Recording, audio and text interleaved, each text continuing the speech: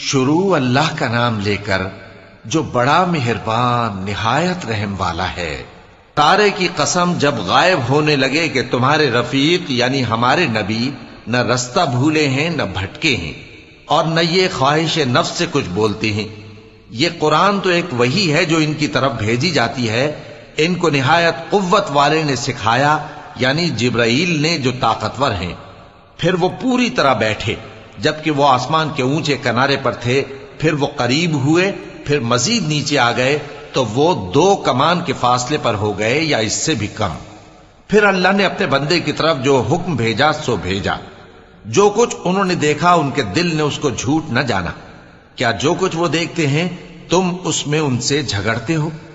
اور انہوں نے اس کو یعنی جبرائیل کو ایک اور بار بھی اترتے دیکھا ہے سدرۃ المنتہا کے پاس۔ اسی کے پاس ہمیشہ رہنے کی بہشت ہے، جبکہ اس بیری پر چھا رہا تھا جو چھا رہا تھا۔ ان کی آنکھ نہ تو اور طرف مائل ہوئی اور نہ حد سے آگے بڑھی۔ انہوں نے اپنے پروردگار کی قدرت کی بہت ہی بڑی بڑی نشانیاں دیکھی۔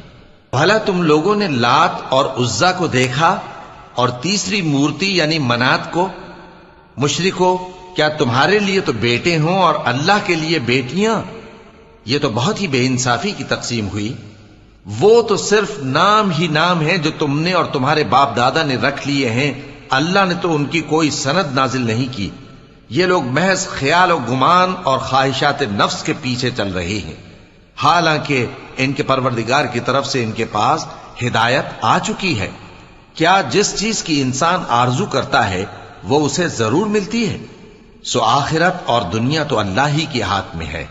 اور آسمانوں میں بہت سے فرشتے ہیں جن کی سفارش کچھ بھی فائدہ نہیں دیتی مگر اس وقت کہ اللہ جس کے لیے چاہے اجازت بخشے اور سفارش پسند بھی کرے۔ جو لوگ آخرت پر ایمان نہیں لاتے وہ فرشتوں کو لڑکیوں کے نام سے موسوم کرتے ہیں، حالانکہ ان کو اس کی کچھ خبر نہیں۔ وہ صرف خیال و گمان پر چلتے ہیں، جبکہ خیال و گمان حق کے مقابلے میں کچھ کام نہیں آتا۔ تو جو ہماری یاد سے روگردانی کرے اور صرف دنیا ہی کی زندگی کا خواہاں ہو، اس سے تم بھی منہ پھیر لو۔ ان کے علم کی یہی انتہا ہے۔ تمہارا پروردگار اس کو بھی خوب جانتا ہے جو اس کے رستے سے بھٹک گیا، اور اس سے بھی خوب واقف ہے جو رستے پر چلا۔ اور جو کچھ آسمانوں میں ہے اور جو کچھ زمین میں ہے سب اللہ ہی کا ہے، اور اس نے خلقت کو اس لیے پیدا کیا ہے کہ جن لوگوں نے برے کام کیے ان کو ان کے اعمال کا بدلہ دے، اور جنہوں نے نیکیاں کی ان کو نیک بدلہ دے۔ جو صغیرہ گناہوں کے سوا بڑے بڑے گناہوں اور بے حیائی کی باتوں سے اجتناب کرتے ہیں، بے شک تمہارا پروردگار بڑی بخشش والا ہے۔ وہ تم کو خوب جانتا ہے۔ جب اس نے تم کو مٹی سے پیدا کیا اور جب تم اپنی ماؤں کے پیٹ میں بچے تھے تو اپنے آپ کو پاک صاف نہ جتاؤ۔ جو پرہیزگار ہے وہ اس سے خوب واقف ہے۔ بھلا تم نے اس شخص کو دیکھا جس نے منہ پھیر لیا اور تھوڑا سا دیا پھر ہاتھ روک لیا؟ کیا اس کے پاس غیب کا علم ہے کہ وہ اسے دیکھ رہا ہے؟ کیا جو باتیں موسیٰ کے صحیفوں میں ہیں ان کی اس کو خبر نہیں پہنچی؟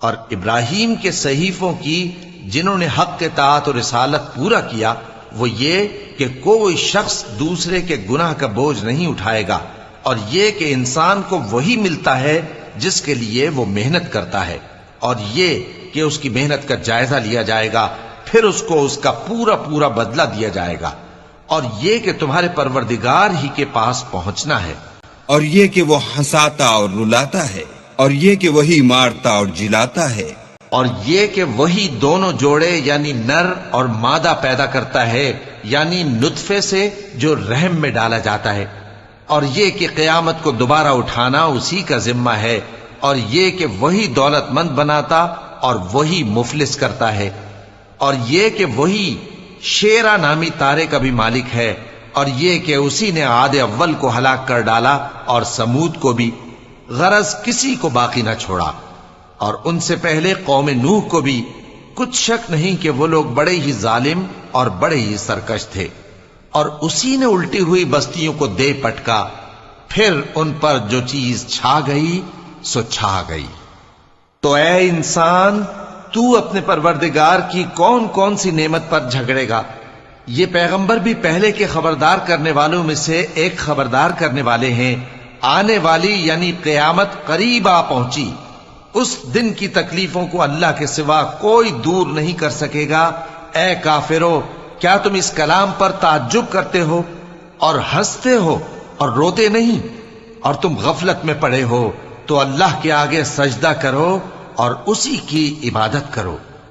چونکہ آیت سجدہ تلاوت کی گئی ہے، لہذا سامعین پر سجدہ واجب ہے۔